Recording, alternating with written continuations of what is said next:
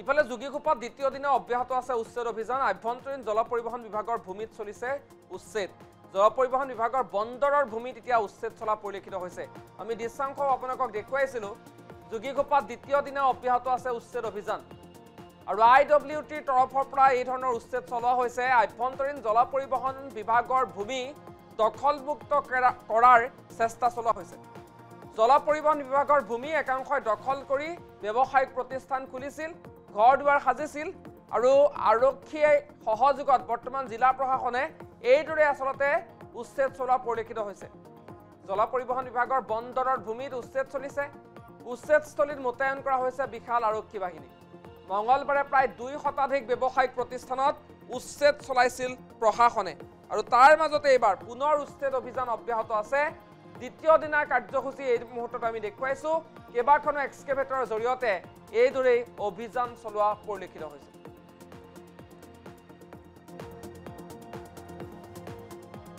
আমি 40 বছৰ ইয়াতে থাকো, ইয়াতে আমাৰ জন্মস্থান।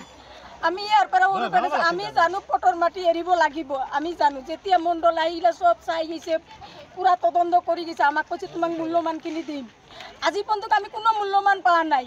হঠাৎ আমাৰ নোটিছ আহি গৈছে, আমাক 17 তাৰিখত ডেট দিছে। আমি 17 তাৰিখত ক'ত যাম? আমাৰ কোনো ব্যৱস্থা নাই। আমি যাম ক'ত? আমি কেনেকৈ যাম? আমি ইয়াৰে ভোটাৰ, ইয়াতে ৰেচন কাৰ্ড ভাঙাই আছে। আমাৰ কোনো ব্যৱস্থা নাই। এই এসপ্তাহৰ ভিতৰত আমি ক'ত যাম? চৰকাৰে আমাৰ কি ব্যৱস্থা নিব লাগিব? আমি ইয়াতে থাকি আমাৰ ল'ৰা ছোৱালী অকল স্কুলত যাব পাব নালাগছে, খাব পাব নালাগছে। ক'ত যাব? উচিত তদন্ত লাগে, উচিত বিচাৰ লাগে। আমাক বিচাৰ লাগিবই। আমাক বিচাৰ লাগে। আমাক কিছু নালাগে, আমাক বিচাৰ লাগে। আমাৰ ইয়াত বাবাৰ জন্ম, দাদাৰ জন্ম, আমাৰ জন্ম, আমাৰ ল'ৰা ছোৱালীৰ জন্ম। আমাক কেনেকৈ উচ্ছেদ কৰিল? চৰকাৰে দেখা নাপায় নেকি? বুজি নাপায় নেকি? আমি ক'ৰ মানুহ? তদন্ত কৰক।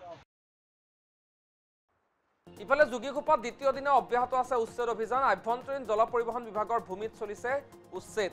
জল পৰিবহণ বিভাগৰ বন্দৰৰ ভূমিত এতিয়া উচ্ছেদ চলা পৰিলক্ষিত হৈছে। আমি দৃশ্যাংশ আপোনালোকক দেখুৱাইছিলোঁ।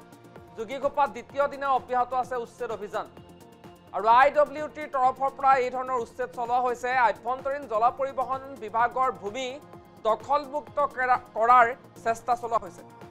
জল পৰিবহণ বিভাগৰ ভূমি একাংশই দখল কৰি ব্যৱসায়িক প্ৰতিষ্ঠান খুলিছিল, ঘৰ দুৱাৰ সাজিছিল আৰু আৰক্ষীয়ে সহযোগত বৰ্তমান জিলা প্ৰশাসনে এইদৰে আচলতে উচ্ছেদ চলোৱা পৰিলক্ষিত হৈছে।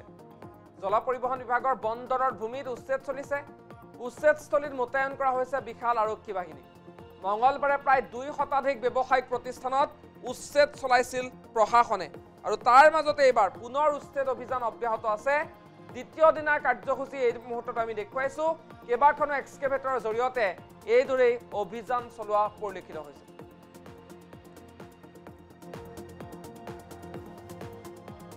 আমি 40 বছৰ ইয়াতে থাকো, ইয়াতে আমাৰ জন্মস্থান।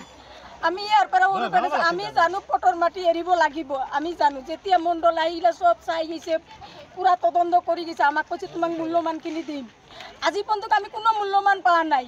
হঠাৎ আমাৰ নোটিছ আহি গৈছে, আমাক 17 তাৰিখত ডেট দিছে। আমি 17 তাৰিখত ক'ত যাম? আমাৰ কোনো ব্যৱস্থা নাই। আমি যাম ক'ত? আমি কেনেকৈ যাম? আমি ইয়াৰে ভোটাৰ, ইয়াতে ৰেচন কাৰ্ড ভাঙাই আছে। আমাৰ কোনো ব্যৱস্থা নাই। এই এসপ্তাহৰ ভিতৰত আমি ক'ত যাম? চৰকাৰে আমাৰ কি ব্যৱস্থা নিব লাগিব? আমি ইয়াতে থাকি আমাৰ ল'ৰা ছোৱালী অকল স্কুলত যাব পাব নালাগছে, খাব পাব নালাগছে। ক'ত যাব? উচিত তদন্ত লাগে, উচিত বিচাৰ লাগে। আমাক বিচাৰ লাগিবই। আমাক বিচাৰ লাগে। আমাক কিছু নালাগে, আমাক বিচাৰ লাগে।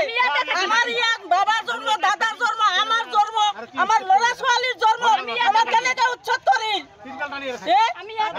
চৰকাৰে দেখা নাপায় নেকি? বুজি নাপায় নেকি? আমি ক'ৰ মানুহ? তদন্ত কৰক।